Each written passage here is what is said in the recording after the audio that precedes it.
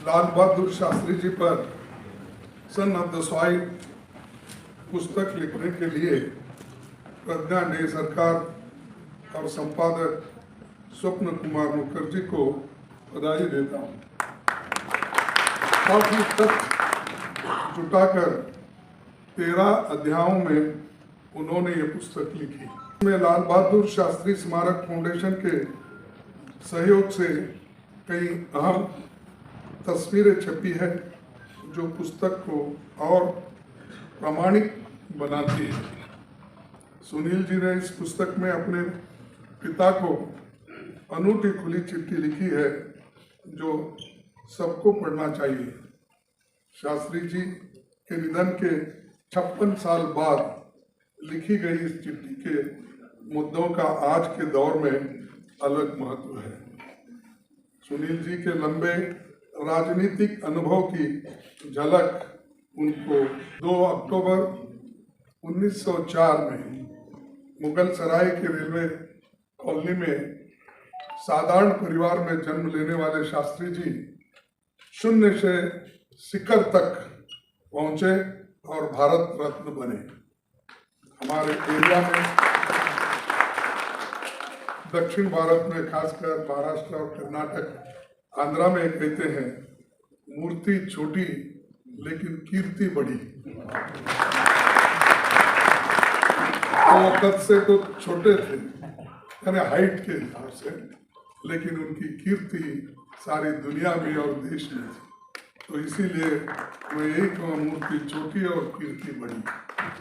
उन्होंने देश की सेवा करते हुए अपने व्यक्तित्व को इतना बड़ा बना दिया कि जब उनका निधन हुआ तो अमेरिका के राष्ट्रपति लिंडन जॉनसन ने कहा था कि शास्त्री जी के बिना दुनिया छोटी हो गई है।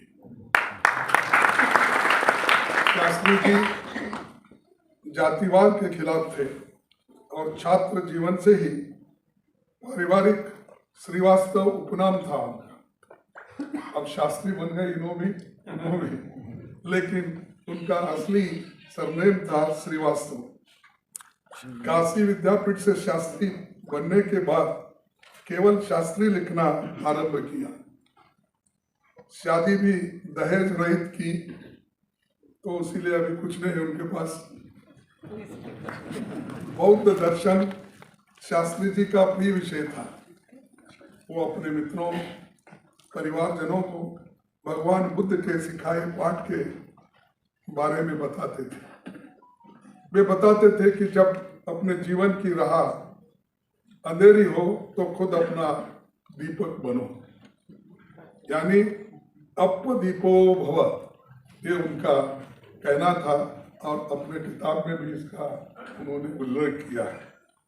शास्त्री जी भारत के ऐसे महान नायक हैं जिनकी सादगी, समर्पण, ईमानदारी और नैतिकता एक मिसाल इस देश के लिए और दुनिया के लिए है। वो स्वाधीनता संग्राम में वीर सैनिक और श्रेष्ठ प्रधानमंत्री, महान सांसद थे। उनका राजनीतिक जीवन इलाहाबाद से शुरू हुआ जो उस दौरान हमारे आज़ादी के आंदोलन का केंद्र था। वहाँ वे पंडित मदन मोहन मालवीय,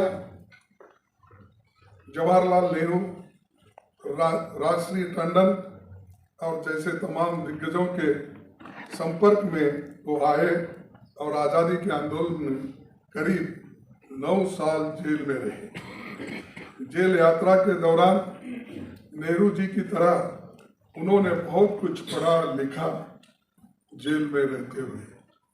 उत्तर प्रदेश सरकार में उनका योगदान 1937 और 1946 में उत्तर प्रदेश के विधानसभा के सदस्य रहे। इस दौरान वे गोविंद वल्लभ पंत सरकार में एक संसदीय सचिव, गृह मंत्री और परिवहन मंत्री भी रहे। उनके कार्यकाल में पहली बार देश में महिलाओं को बसों में कंडक्टर बनाने की शुरुआत हुई। बसों में महिलाओं के लिए सीटें रिजर्व हुई। शास्त्री जी का सबसे अहम योगदान जमींदारी खत्म करना था। गांव-गांव घूमकर उन्होंने किसानों की जो हालत देखी, वही रिपोर्ट जमींदारी खत्म करने का आधार बनी। जिस जमींदारी के लिए या लैंड रिफॉर्म्स के लिए पंडित जवाहरलाल नेहरू जी ने अपने लाहौर के अधिवेशन में उन्होंने कहा था कि हम इस आज़ादी के बाद इस देश पे लैंड रिफॉर्म्स लागू करेंगे, तो उन्होंने एक काम और बार बार इसको दोहराते हुए लाल बहादुर शास्त्री जी जमींदारी खत्म करने के लिए अपनी पूरी ताकत लगाई। और आज किसानों को जो कुछ इस टेनेंसी में या सरप्लस लैंड में कुछ मिला है या सीलिंग में कुछ मिला है, इसका बहुत सा ईमानदारी से काम करने वाले लाल बहादुर शास्त्री जी को भी जाता है। गौर करने वाली बात है कि शास्त्री जी का देश के पहले आम चुनाव में अहम योगदान था। 1951 में स्वतंत्र भारत के संविधान के तहत पहली बार अडल्ट फ्रेंचाइज के आधार पर पहला आम चुनाव हो रहा था। तब पंडित जवाहरलाल नेहरू ने कांग्रेस मुख्यालय पर चुनाव प्रबंधन के लिए शास्त्री जी को एआईसीसी का महासचिव बनाया था। शास्त्री जी ने एआईसीसी से नेहरू जी और बड़े नेताओं के चुनावी यात्रा का कार्यक्रम तय किया। उस दौरान नेहरू जी ने चुनाव में करीब 25,000 किलोमीटर नहीं मील यात्रा जहाज, कार, ट्रेन और नाव से की थी। और पहले आम चुनाव की सफलता के बाद 1952 में शास्त्री जी प्रांतीय राजनीति से राष्ट्रीय राजनीति में आ गए। वे नेहरू जी के कैबिनेट में रेल और परिवहन मंत्री, बाद में संचार, उद्योग, वाणिज्य और गृह मंत्री का जिम्मा संभाला।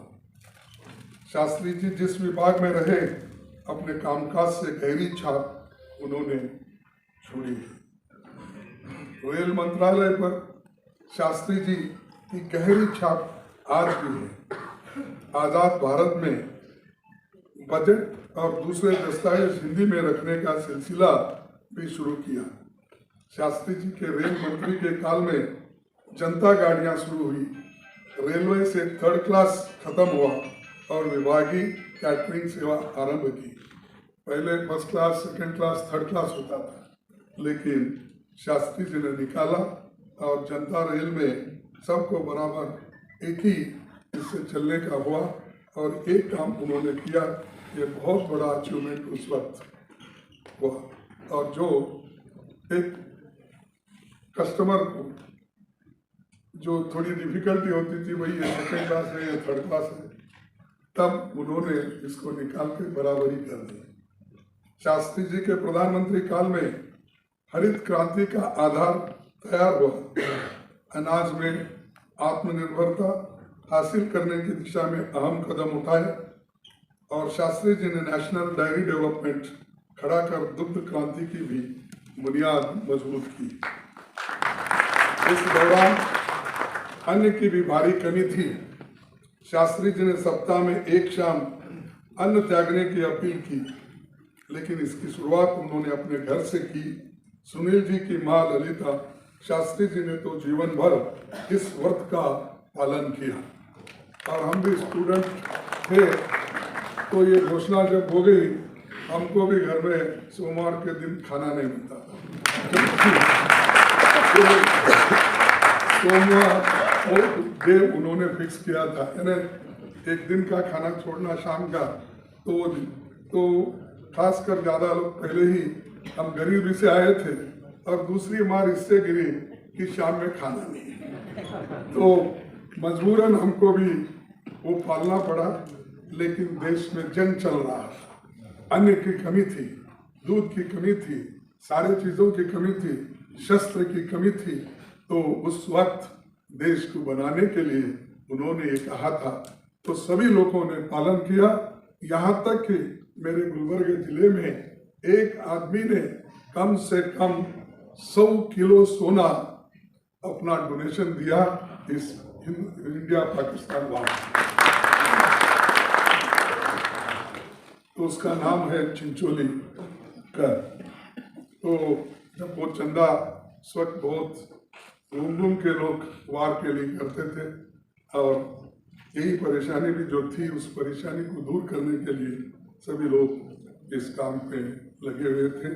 उस वक्त कोई ये नहीं सोचता था कि ये मेरी पार्टी है, तेरी पार्टी है, मेरा आदमी है, तेरा आदमी है। ये सिर्फ एक ही लक्ष्य था कि शास्त्री जी के कहने पे और उनके बताने से लोग एकजुट हो गए, और जो आदमी निष्पक्षपात होता है, स्वार्थी नहीं होता है, प्रामाणिक होता है, उसके एक आवाज को, एक बात को सारा देश एक होता है। और ये उनके बातों से सबको पता लगा होगा। रेल मंत्रालय पर शास्त्री जी की गहरी छाप आज भी है।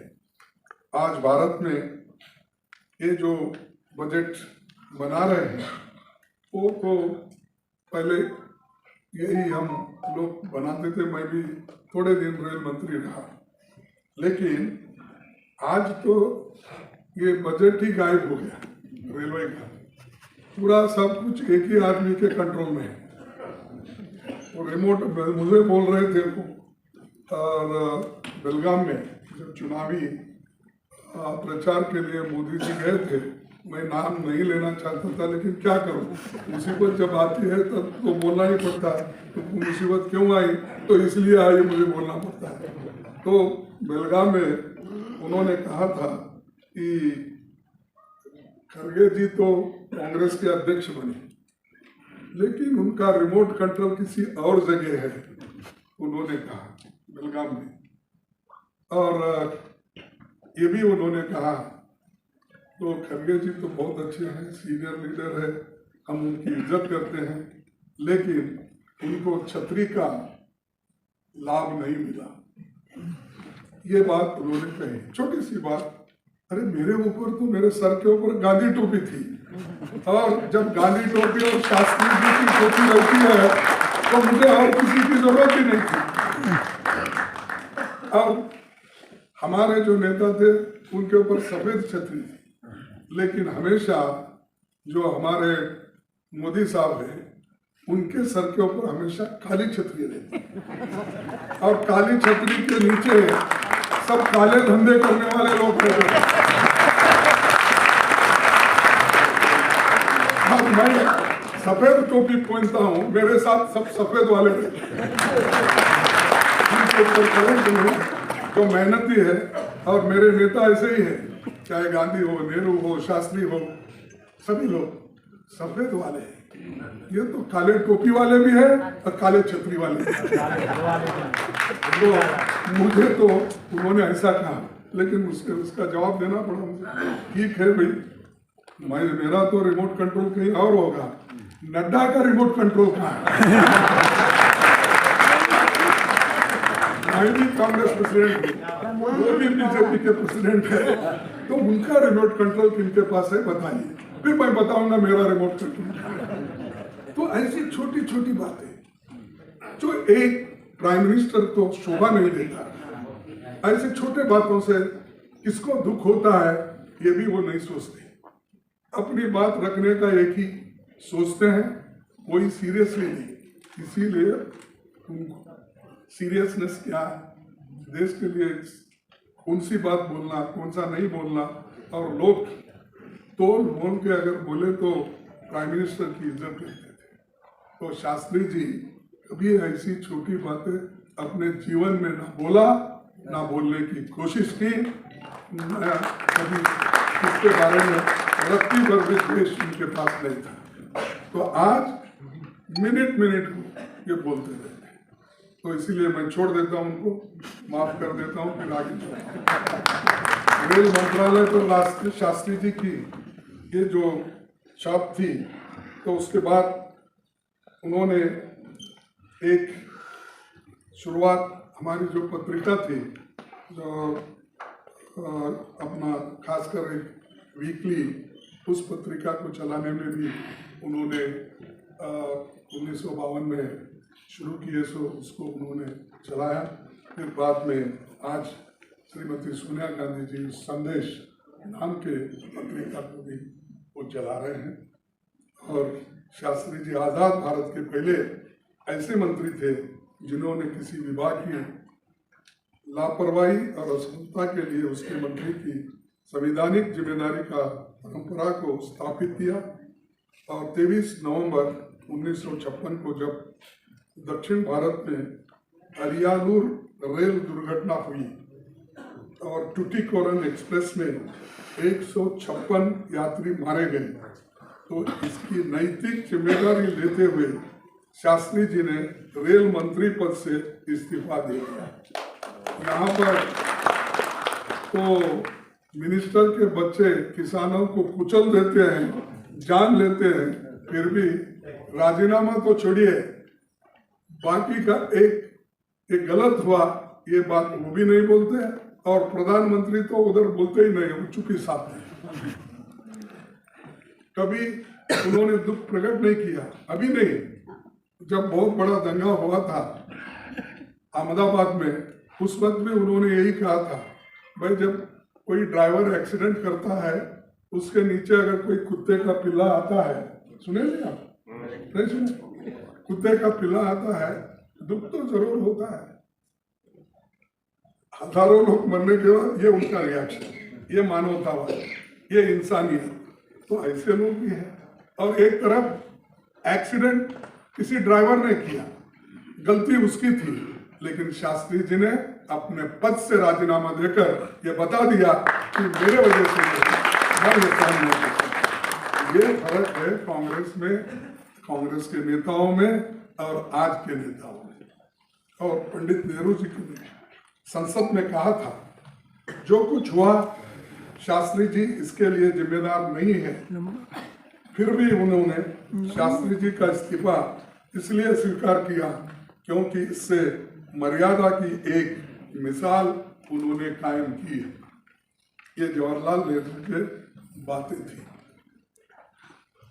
27 मई 1964 को पंडित जवाहरलाल नेहरू के निधन के बाद कांग्रेस अध्यक्ष कामराज जी ने लोकतांत्रिक तरीके से सभी सांसदों के विचार विमर्श कराया और उसी आधार पर कांग्रेस संसदीय दल ने 2 जून 1964 को शास्त्री जी को नेता चुना।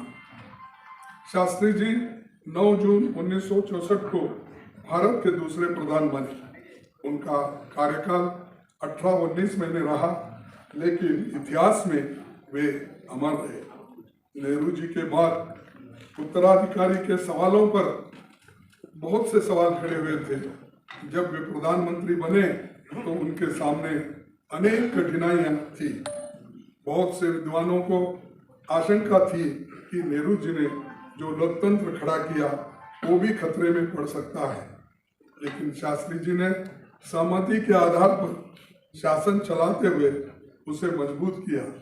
संसद में सरकारी कार्यक्रमों और नीतियों पर चर्चा कराई, मंत्रियों के लिए आचार संहिता बनाई, पद संभालते समय मंत्रियों को अपनी संपत्ति का ब्यौरा देने की व्यवस्था कराई। शास्त्री जी ने नेहरू जी के विकास कार्यक्रम और घरेलू विदेशी नीति और आर्थिक नीतियों को आगे बढ़ाया। जमाखोरी, मुनाफाखोरी पर लगाम लगाई, किसानों से खरीद मूल्य और उपभोक्ता की बिक्री मूल्य तय किया। बड़ी संख्या में पीडीएस की दुकानें हर जगह खुली। 1965 में इलाहाबाद में पूर्वागांव में भाषण के दौरान उन्होंने ये कहा था, जी जो हवाई जहाज हमें पाकिस्तान के खिलाफ इस्तेमाल करने पड़े हैं, वो अगर हम पिछले 7-8 सालों में न बनाते तो हमें काफी दिक्कत आती। आजादी के बाद देश ने बहुत प्रगति की। 200 सालों में अंग्रेजी राज में जो बातें नहीं हुई वो हमने 10-12 सालों में देश में कर दिया है। हवाई जहाज और मोटर गाड़ियां बन रही है, नए बांध, नई नहरें बन रही है, अस्पताल, स्कूल, सड़कें बन रही है। ये लाल बहादुर शास्त्री जी ने 1965 को उर्वा गांव में अपना भाषण दिया। लेकिन आज जब भी हमको सवाल पूछते हैं लोग 70 साल में आप क्या किया, और यही किया जो शास्त्री ने बोला है, और यही जो मैंने आपके सामने पढ़ा यही हमने किया है। और आप कम से कम मुझे नहीं मानेंगे तो शास्त्री जी को तो मानेंगे ना। आपको भी मानेंगे।